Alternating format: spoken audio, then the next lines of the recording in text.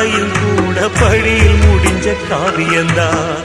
இருப்பதும் இறப்பதும் அந்த இயற்கையோட கையில, இருப்பதும் இறப்பதும் அந்த இயற்கையோட கையில. நான் மறைஞ்ச பின்னும் நிலைப்பது என் உயிர் எழுதும் கதையில. சந்திரனே சூரியனே நட்சத்திர நாயகனே, சந்திரனே சூரியனே நட்சத்திர நாயகனே.